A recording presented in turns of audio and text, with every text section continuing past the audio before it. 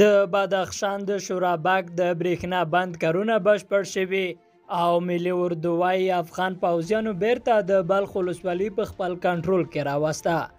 د نیوز پری چینل لیدونکو سلام ستړي مشي په موکړې دوه ډیرو مهمو خبرونو ته. د بدخشان د شورابک د برېښنا بند کارونه بشپړ شوي او ډیر ژر به ګټه اخیستنې ته وسپارل شي.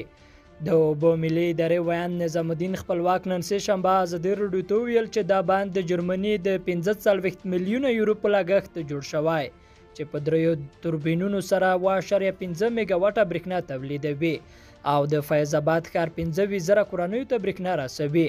نوموړي ویل چې د دې بند چارې د 5 کلونو په موده کې بشپړې شوې دي. افغان حکومت تر دې وړاندې د کمال خان په ګډون یو شمېر نور بندونه هم ګټه اخیستنې ته سپارلي دي. افغانستان د برېښنا د تولیدولو او اوبو زیرمه کولو لپاره د بندونو جوړولو مناسب طبیعي شرایط لري، خو د اوبو د نه مدیریت له امله د دغه هیواد نږدې 90% اوبه ګاونډیو هیوادونو ته بهیږي. او د افغانستان په شمال کې د ملي اردو چارواکي ویلي چې افغان پوځیانو بیرته د بلخ ولسوالي په خپل کنټرول کې راوسته. د بلخ ولایت په بلخ ولسوالۍ باندې پرون دوشنبه د سختو نښتو راپورونه ورکړل شوي وو او طالبانو ادعا کړې وه چې د ولسوالۍ نیولې. په شمال کې د 209 انقلاب اردو ویاند حنیف رضایی ازادي راډیو ته په یو پیغام کې وویل د بلخ ولسوالۍ هم بیرته د افغان پوځیانو کنټرول کې راغله. د لومړنیو راپورونو له مخې د افغان کمانډویانو او طالبانو په نښتو کې 11 طالبان وژل شوي دي.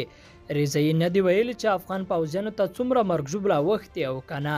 اخوا طالبانو پرون ادعا کړې وه چې په بلخ ولسوالۍ سربیره یې د کشنده، دولت آباد او شولګرې ولسوالۍ هم نیولې دي. طالب جنګیالیو ان د مزار شریف ښار له دروازو سره هم عکسونه اخیستي وه چې بیرته دفاع وزارت وویل د ښار له دروازو طالبان وتښتېدل. لیدونکو له ملتیا مننه، ښې چارې.